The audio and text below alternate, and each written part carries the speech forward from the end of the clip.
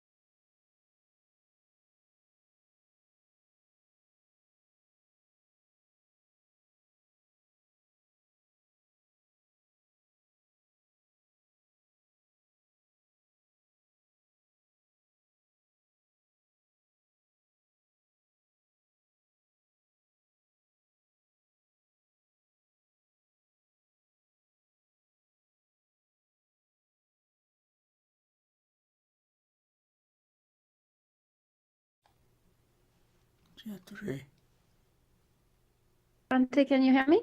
Yeah. Okay, we're here.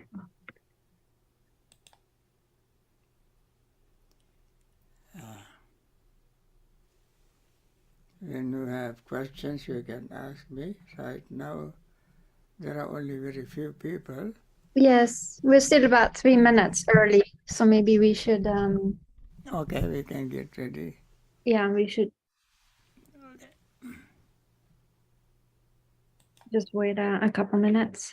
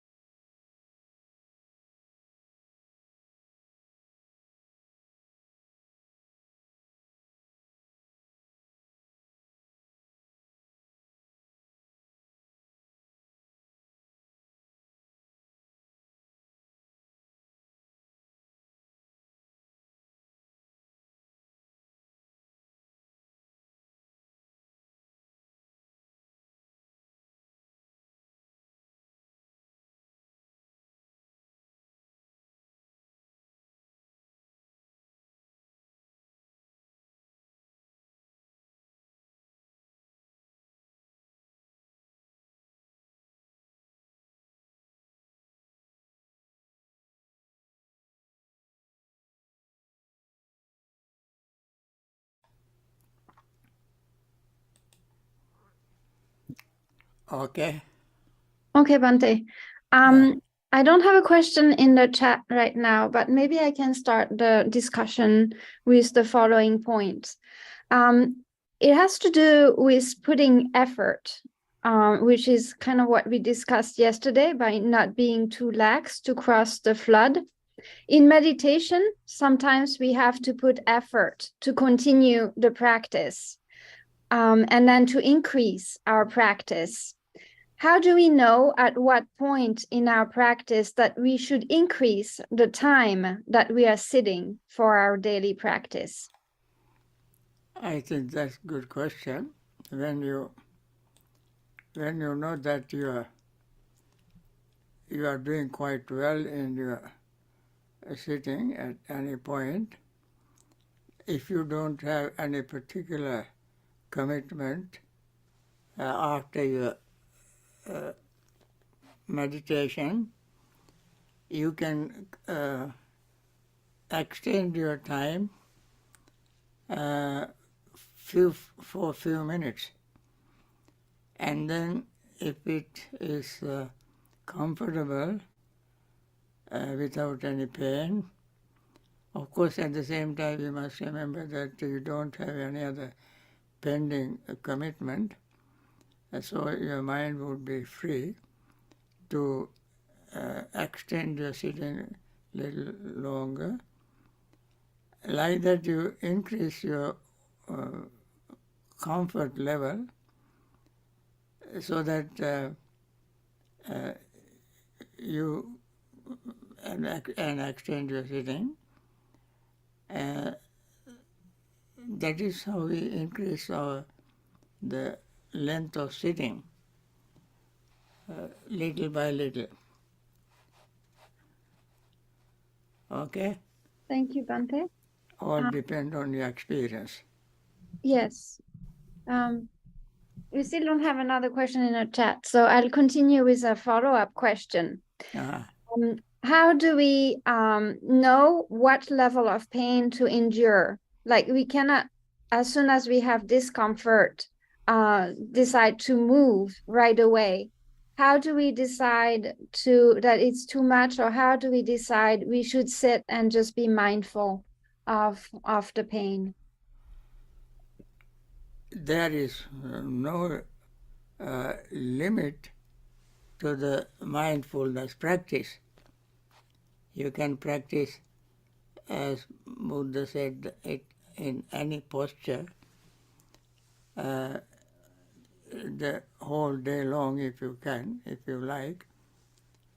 But if you are tired, you have to break your posture and think of some Dhamma point, Dhamma fact, so that you can develop a fact of enlightenment of mind, investigation,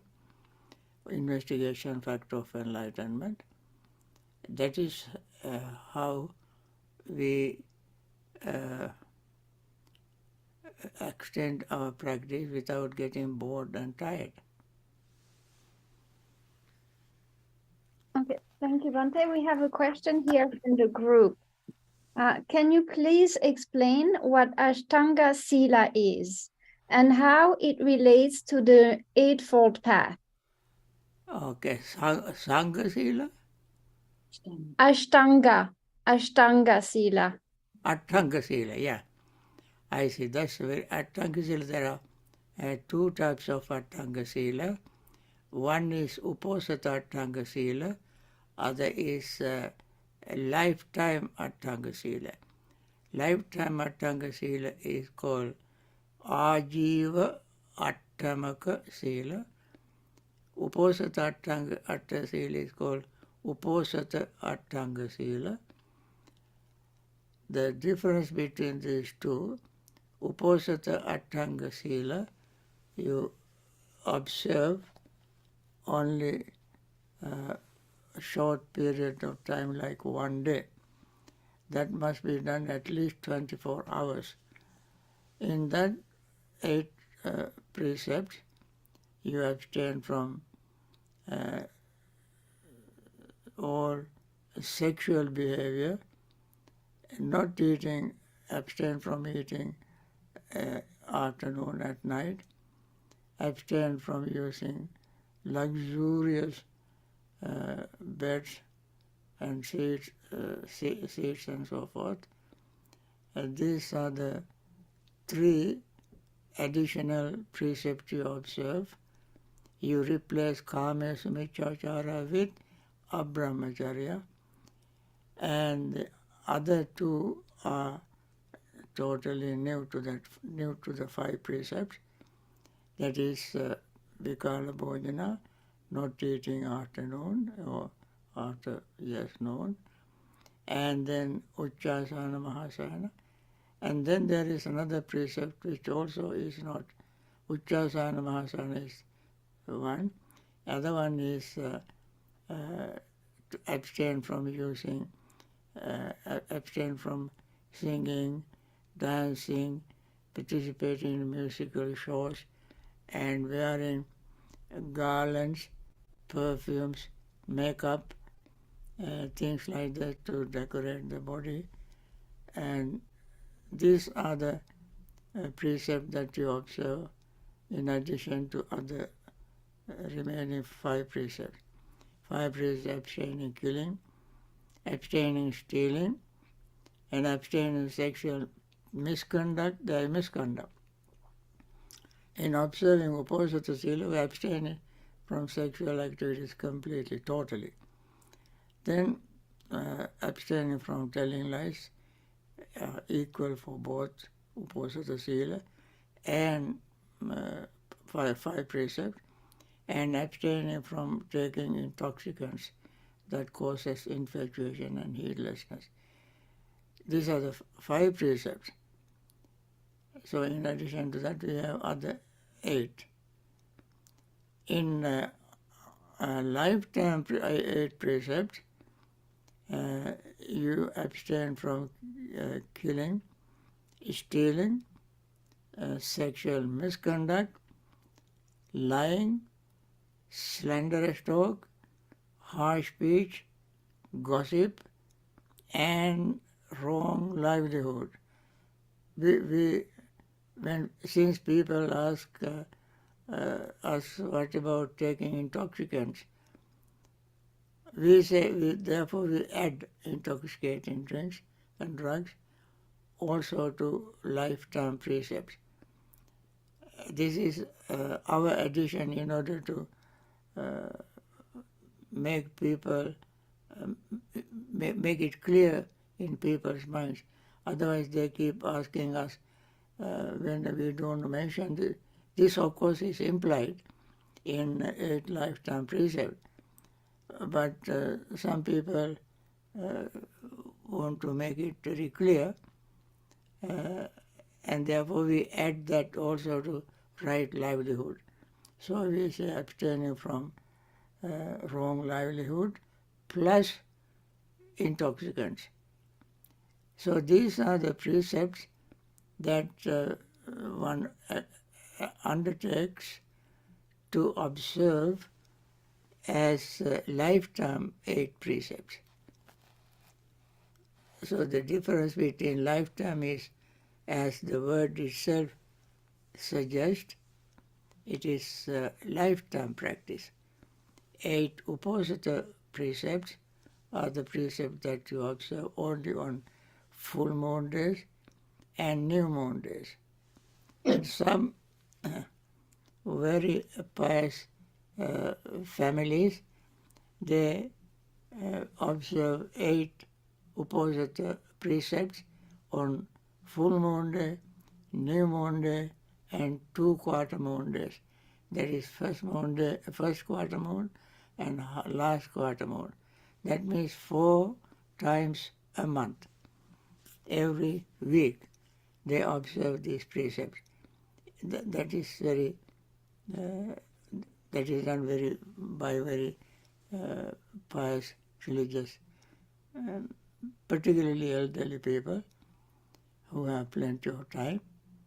And otherwise, they observe 8 Uposatha precepts only twice a month, full moon day and new moon day. Okay. Thank you, Bhante. The next question is, how does one become nivato?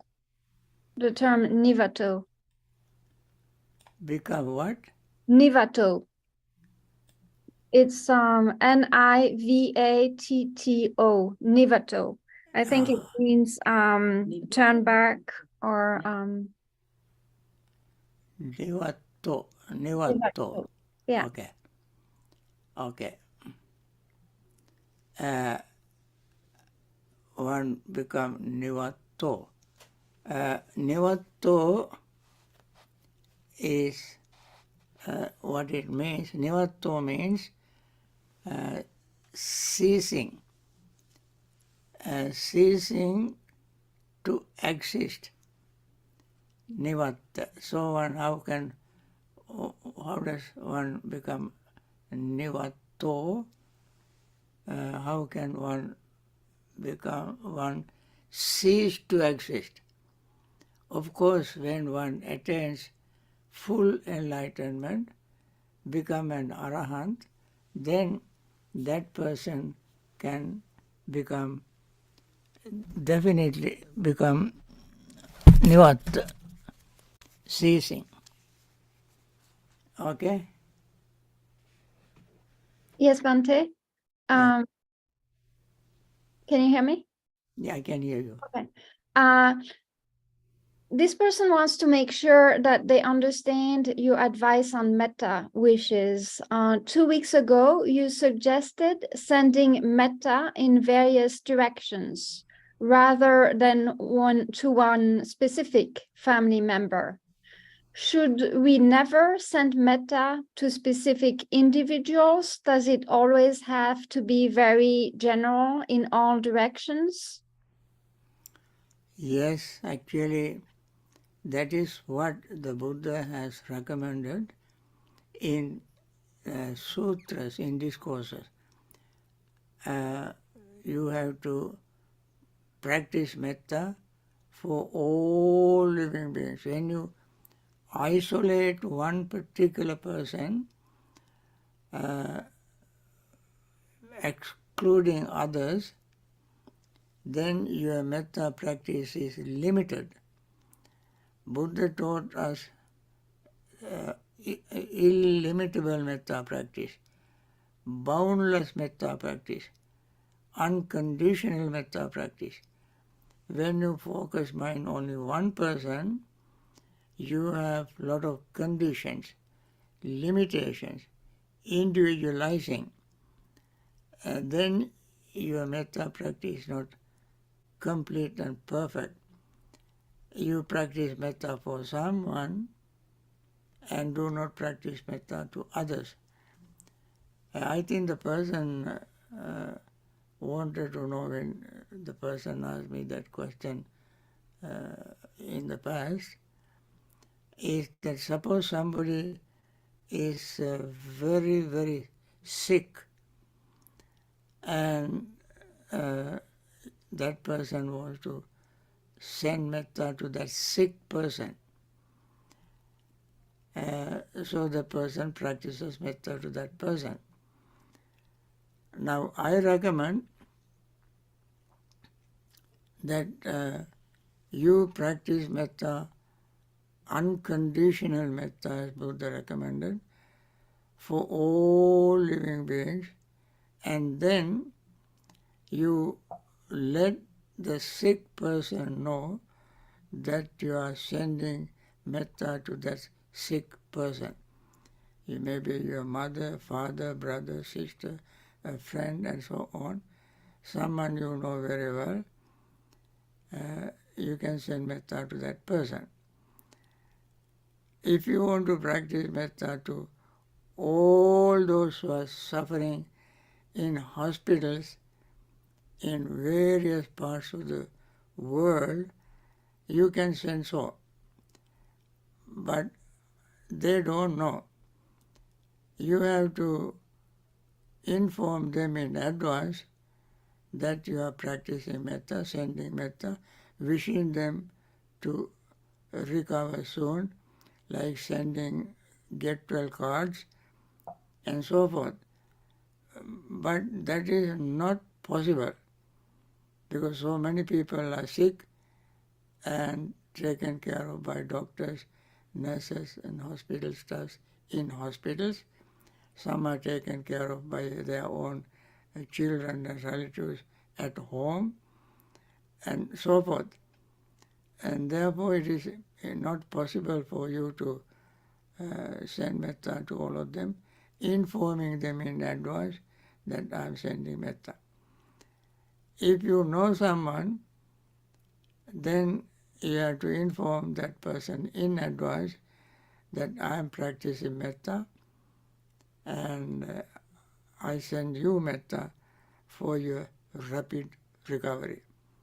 That is personal practice, but universal practice is to share metta unconditionally with every living being, human, divine, animals, ghosts, goblins, and criminals. It doesn't matter. We don't make any distinction. We practice metta in reality for ourselves. When we practice metta for ourselves, we develop this metta thought in our mind. As Buddha said, just like a mother protect her only child even at the risk of her own life, we practice metta. That means our metta is our child. Our metta is our child. We don't want to damage this metta child by any other thought. That means we have no any particular condition. I think I mentioned a story of Samavati. She was number one among lay women who practiced metta. And she had a retreat, metta retreat, with 500 other women. And there was another woman who is called Magandhya. She was so jealous of her, particularly she was angry with the Buddha. She had conceived grudge against the Buddha, and she could not kill the Buddha, so she thought of killing someone who helped the Buddha, someone who praised by the Buddha. That happened to be Samavati. When they were practicing metta, having a metta retreat, Magandhya got her uncle and their relatives and set fire to that building. Every one of them died in that fire. But the way they practiced metta was, Samavati very loudly said, "Sisters, this is the time that we must practice metta. Don't conceive grudge against anyone who set fire to us, to this building. This is the time we have to practice unconditional metta." The Magandhya was very upset and rival of Samavati. Samavati did not have any anger towards her, but Magandhya had. So she wanted to send metta to the person who hated Samavati. Magandhya was hating Samavati, but she wanted to practice metta towards the person who hated Samavati. This is how you practice metta, even like a mother protecting her only child, even at the risk of her life. Now, Samavati and 500 women were at the risk of their life, and yet they did not give up the practice of metta. So this is the boundless metta practice. And there is another discourse called Kakachupama Sutta, where Buddha gave a simile. Suppose somebody cuts your limbs one by one. Still at that time practice patience, practice metta. Don't let your mind be invaded by anger. So this is the very high level of altruistic practice of metta. And therefore, practicing metta towards one particular person, you may have some attachment to the person. You may like the person. That is a condition. Your liking towards the person is a condition. So, for metta practice, there is no such conditions. That is why when you start practicing metta, don't focus your mind on opposite sex or the loved ones, like parents, brothers, sisters, and so they are our loved ones, means that we have attachment towards them. Attachment and metta are two different things. Attachment is the near enemy of metta. Near enemy of metta. Anger is far enemy of metta. So we have to avoid both near enemy and far enemy. It's a very delicate thing. This is called Cheto Vimutti. Cheto Vimutti, mind liberation. Mind will be liberated from attachment and resentment, anger and resentment, anger and attachment. And then only can the mind become liberated, free. So it's a very, in a way, good question, but delicate question. Okay? Thank you, Bhante. There's a following question on metta. When we send metta to the 10 directions, do we have to visualize these directions in any way? When we send to the 10 directions, do we visualize the 10 directions? Yes. You have to visualize the direction. Of course, visualizing direction itself is a very difficult thing. Very difficult thing. How far can you visualize one direction? But we can visualize that we should at least have a thought that in any particular direction has living beings. That much we can think. There are living beings. We don't have to categorize the living beings because there are so many categories. But we must understand it is even a common sense that any given direction you think of has many incalculable amount of living beings. That much we can imagine, visualize. When we say visualize, there must be an image in our mind coming through the eye. Or visualize the sound means you have to have heard the sound previously so that we can imagine that sound like that. Those things we never expect from any direction. But we can imagine.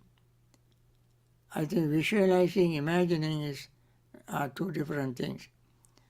We can imagine, we can think that there are living beings in such and such and such and such direction. That we can do. Okay? Yes, Bhante, next question. Can you please clarify the relation of the 4 Brahma viharas to the Brahma realms that you spoke of yesterday? When we speak of these realms, is the Buddha talking metaphorically or are they real? 4 Brahma Vihara, the connection between the 4 Brahma viharas to the Brahma realms. Right. All Brahma realms have, you can reach them through the practice of 4 Brahma Vihara. And in fact, every Brahma realm, all these 4 Brahma Viharas, actually that's why it's called 4 Brahma Viharas. All the 4 exist in all Brahma realms. Metta, Karuna, Mudita, Upekha.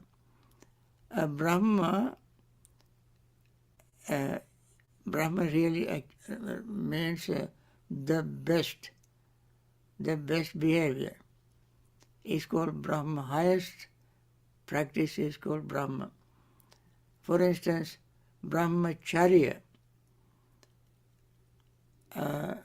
living a best way for peace and liberation from suffering. Therefore, there must that path, that practice is called brahmacharya.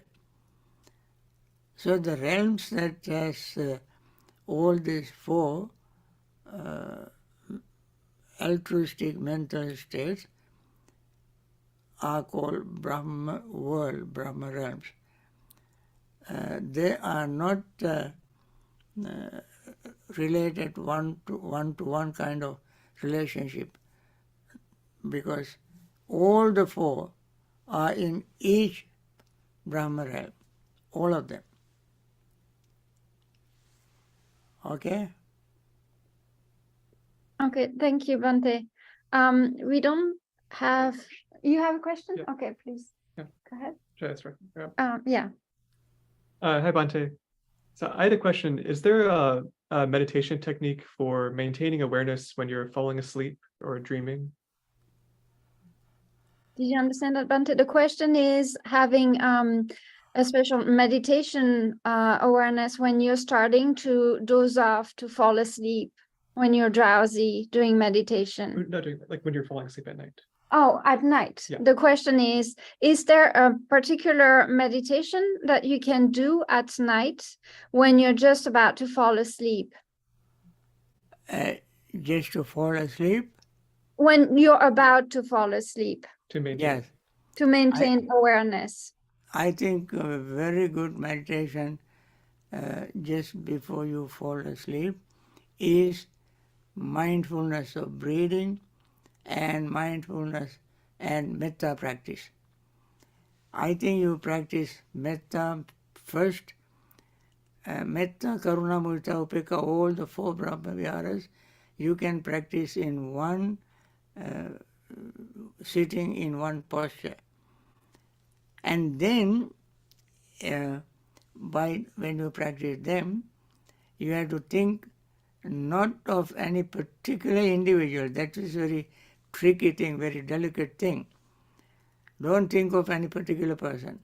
And practice metta just to fill your mind with metta feeling. You have to fill your mind with metta feeling, and then focus your mind on the breath. That is a very good peaceful sleep. I mean, when you do that, you will have a very peaceful sleep. Okay? And what about when we just wake up? Should we follow up on this? Same thing. When we just wake up? Wake up next morning? Yes. Okay. Next morning also you can practice. You can simply say, may all beings be well, happy and peaceful, at least this much. With this thought in mind, you wake up and then start focusing your mind on the breath. If you like to keep your mind on metta practice, all day long you let these three words, may all beings be well, happy and peaceful, let this spin in your mind. Keep repeating them. As long as your mind is invaded by various things, like you are hearing somebody talking, smelling, seeing, tasting, when you have all other sensory stimuli, then of course your mental state change very quickly, then you may lose your metta practice. Until such time, you keep practicing metta. As soon as your mind is disturbed by sensory stimuli, you may remain mindful. You may remain mindful. In order to remain mindful, you start focusing your mind on the breath. Okay? Thank you, Bhante. Thank you. Mm-hmm. The next question is how to best practice when one has chronic illness, like physical or mental illness that is chronic. How should we practice in this case? mental and physical climate. Illness, when one is sick, Sick.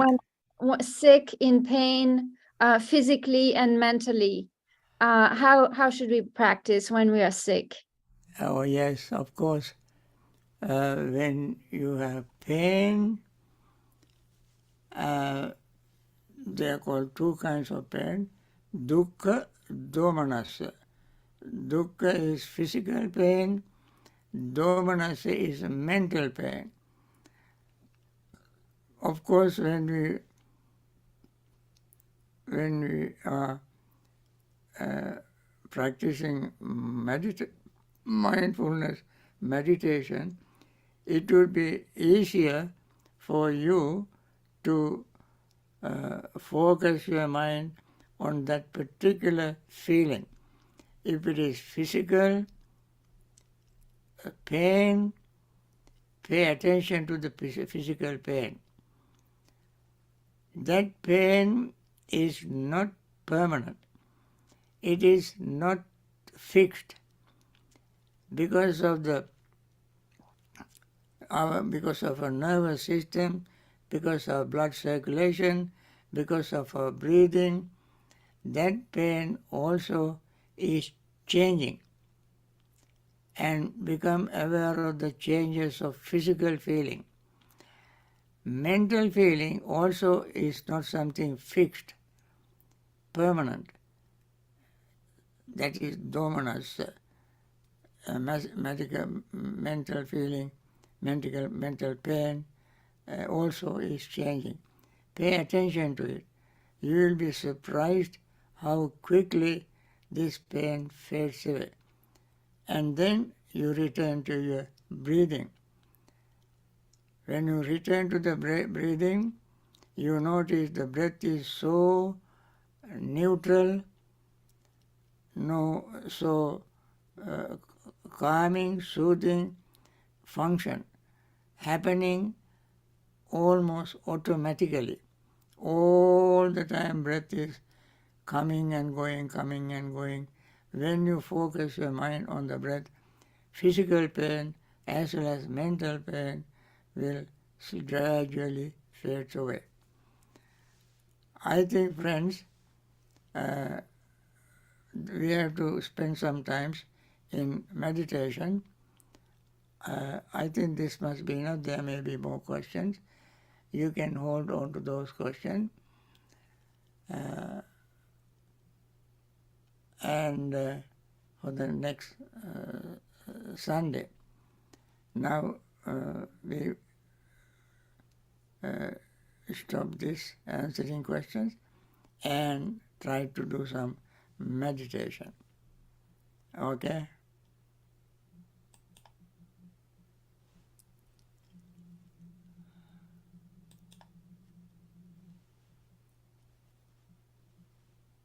Okay.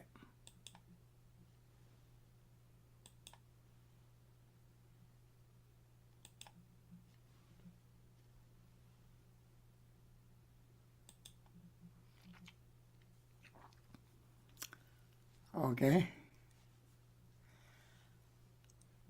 May all beings be happy and secure. May all beings have happy minds. Whatever living beings there may be, without exception, weak or strong, long, large, medium, short, subtle or gross, visible or invisible, living near or far, born or coming to birth, may all beings have happy minds. Let no one deceive another, nor despise anyone anywhere, neither from anger nor ill will should anyone wish harm to another. As a mother would risk her own life to protect her only child, even so towards all living beings one should cultivate a boundless heart. One should cultivate for all the world a heart of boundless loving friendliness, above, below and all around, unobstructed, without hatred or resentment, whether standing, walking or sitting, lying down or whenever awake. One should develop this mindfulness. This is called divinely dwelling here. not falling into erroneous views, but virtuous and endowed with vision, removing desire for sensual pleasures, one comes never again to birth in the womb. With this metta thought, let us do some meditation. I don't think we need much instructions, and we continue the practice. Okay?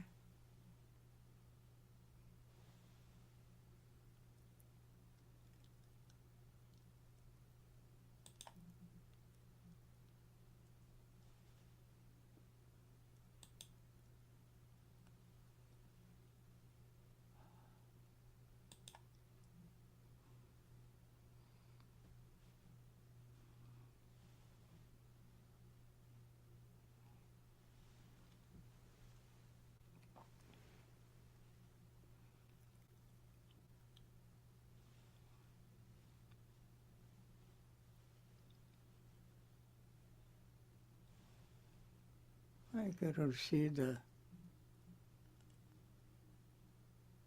We see the shared screen, Bhante.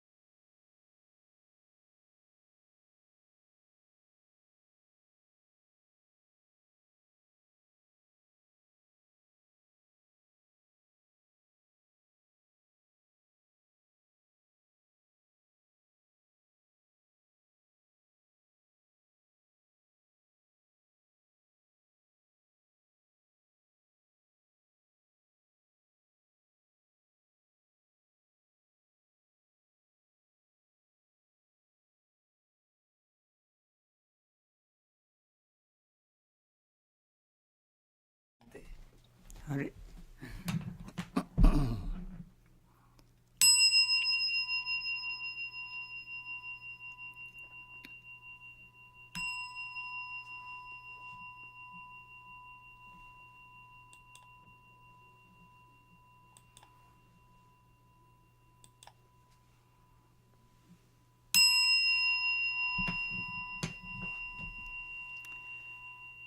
By means of these meritorious deeds, may I never join with the foolish, may I join always with the wise, until the time I attain Nibbana.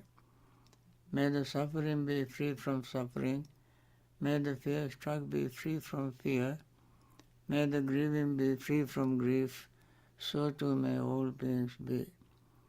From the highest realm of existence to the lowest, may all beings arisen in these realms, with form and without form, with perception and without perception, be released from all suffering and attain to perfect peace. Excellent, excellent, excellent. Friends, this is the end of this morning session, and I hope you continue your practice. And I want to share Metta with all living beings. First of all, those who are in suffering in hospitals, taken care of by doctors and nurses and hospital staff. May they recover very soon and return to normal health and practice Dhamma and liberate from samsaric suffering.